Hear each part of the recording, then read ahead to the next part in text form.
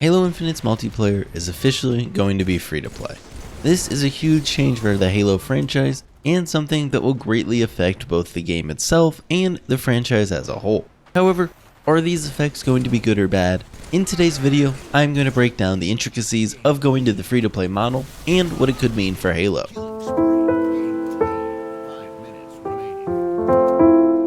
The first thing that we're going to talk about is the obvious ramifications a free-to-play model will have on the monetization model for Halo. In the past, Halo has always been a $60 game with additional purchases available after launch. In the older games, this was in the form of DLC packs, and then most recently with Halo 5, this was in the form of rec packs, which were effectively loot boxes that had weapon skins, armors, XP boosts, and guns, vehicles, and power-ups for the Warzone game mode. While in the regular multiplayer, Halo 5's motto was purely cosmetic, Warzone was a totally different story. By purchasing rec packs, you undeniably had more tools to work with, unless free-to-play players spent tons of hours grinding packs, as they were purchasable with in-game currency too. While I did not hate the Warzone game mode and found it somewhat enjoyable at times, this mode honestly reminded me of a toned-down mobile game model. Not something I want to see in Halo or any other major console/PC game release. So that kind of gives you a super brief explanation on how monetization worked in the past for Halo. Now, let's talk about how it could work in Infinite. In case you're not aware, 343 has confirmed that the multiplayer for the game will be completely free to play. However, the single player campaign will not be. I would hope that it's not going to cost $60 for the single player campaign, and hopefully it ends up somewhere around that $30 mark, but we will just have to wait and see. One thing I want to note here, and this is really important, is that the game was suiting up to be pseudo free to play anyways due to the Game Pass, where Game Pass users can play any game they want on there whenever they want, just as long as they have that subscription.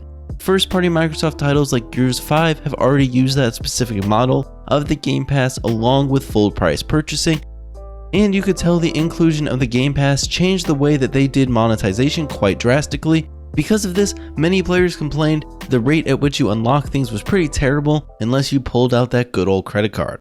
Now, like I said, Halo Infinite's multiplayer will be fully free to play, and although they made a comment a while ago that Halo Infinite would not be a live service game, I mean, it basically is. With free to play and the commitment to Infinite to be the game for the next 10 years, it is clear that we're going to be getting new content for some time, like many other live service games that you're aware of. 343 has also confirmed that there is not going to be any real money loot boxes this time around. However, I want to point out that they specifically use the verbiage real money loot boxes, which makes me wonder if rep packs are going to make their return, but only purchasable through in-game currency or maybe through unlocks in a battle pass. I'm not going to lie to you, this does worry me a bit, as I was really hoping we would not see the return of loot boxes in Halo. Now that is just me speculating based on the words they used, so I could be totally wrong here. Besides that, I imagine it is almost guaranteed we are going to see a Season Pass model in Halo Infinite. Rolled out with new content in seasons, we're going to get the same stuff every game seems to use these days, and even the Master Chief Collection currently uses. MCC's version, though, to be clear, is totally free. I imagine that will not be the case for Infinite. I envision we will see some form of a free Battle Pass and a paid Battle Pass, with a majority of the cool stuff in the paid version, along with the ability to purchase levels or XP boosts to make the unlock process faster. I said this in a previous video, but I'm honestly pretty over season passes. When they first started appearing in games, I think around the time that Fortnite really popularized them, it was kind of fun to grind out a season pass and get all the unlocks in a game that you really enjoy, but as more and more games utilize them, it makes it almost impossible to finish any of them unless you put a shit ton of hours into one specific game. Halo probably would be that game for me, as I have maxed out the MCC Battle Pass, but honestly, I just don't care about that stuff anymore, which could just be my age. I just want to play the game and have fun, and not have to worry about if I get every single unlock during a season. Along with the Season Pass, I hope we see directly purchasable skins and armors that players want, as hopefully not everything is locked behind the Season Pass. I do also hope that they do not go the Halo 5 route and make basically every armor just an unlock through a loot box or battle pass.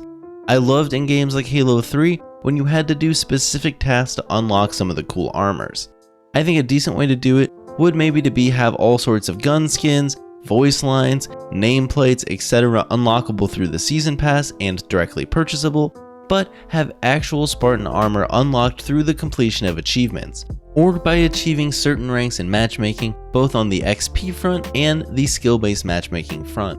I want to load into a game and notice some dude has Emil's helmet from Reach, and know that that means that dude reached the top of the ranked ladder last season, whether that means he got a 50, champion, or whatever system they decide to go with this time around. Maybe they'll call the top of the rank ladder a Halo, just like Valorant originally called the top ranked players Valorants. All in all, if 343 can correctly balance the free-to-play experience and the monetization models, I do not think this will be too detrimental. It is a delicate balance though, as we have seen, so I hope they do not mess it up and make the game way too money hungry like we have seen many times in other games.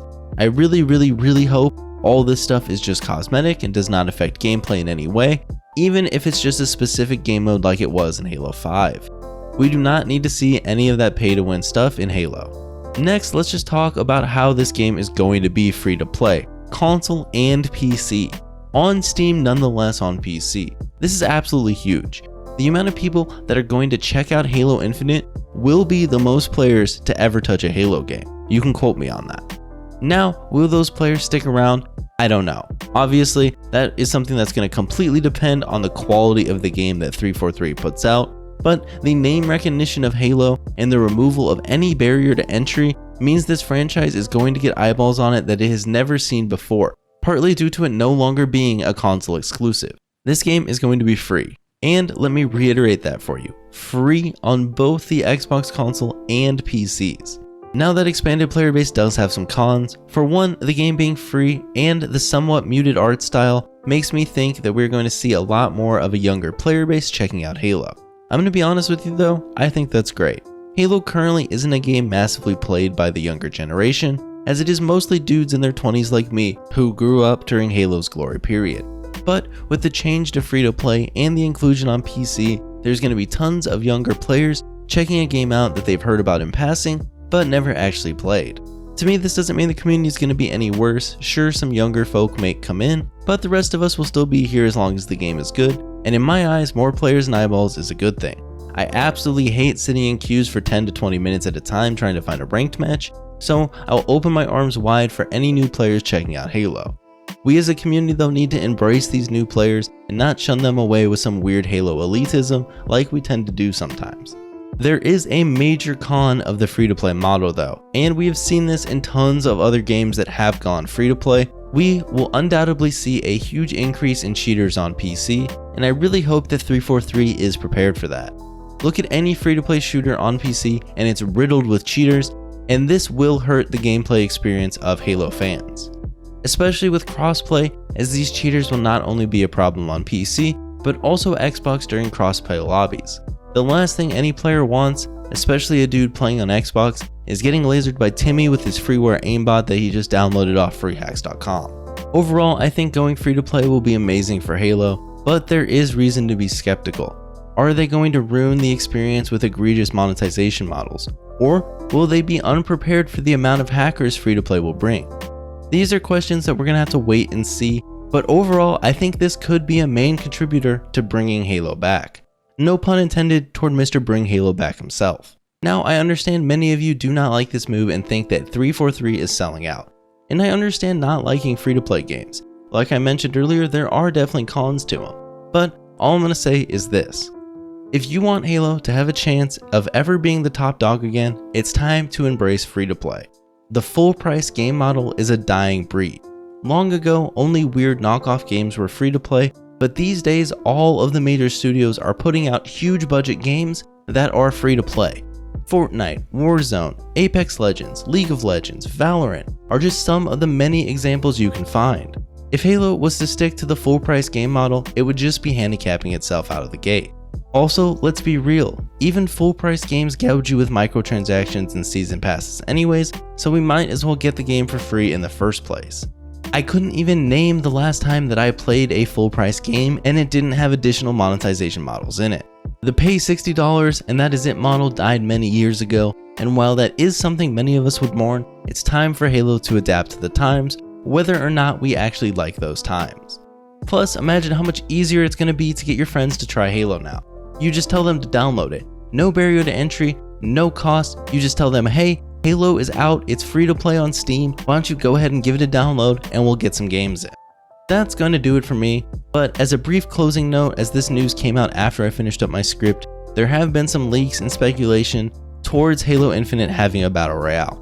I've made a video on this topic in the past, so if you want to hear my full thoughts on it, just go ahead and check out that video. I'll link it up in the corner. But basically, I don't think this is a bad thing as long, and let me make this clear, as long as it doesn't take away from the core multiplayer of Halo. I don't want to see what sort of happened with Call of Duty and Warzone, where we have seen that Warzone has clearly taken priority as it does have the majority of the player base. All I can say is that if we do get a battle royale and it is popular, I hope it doesn't end up taking precedence over what has always made Halo Halo. We've even seen this in the Titanfall universe. In my video about battle royales, I kind of mentioned how a battle royale can reinvigorize your franchise.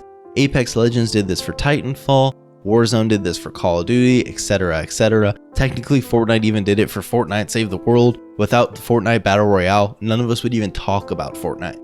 But in all of these cases, the battle royale has completely dwarfed the regular game. No one cares or talks about Fortnite Save the World. I don't even really know if they update it.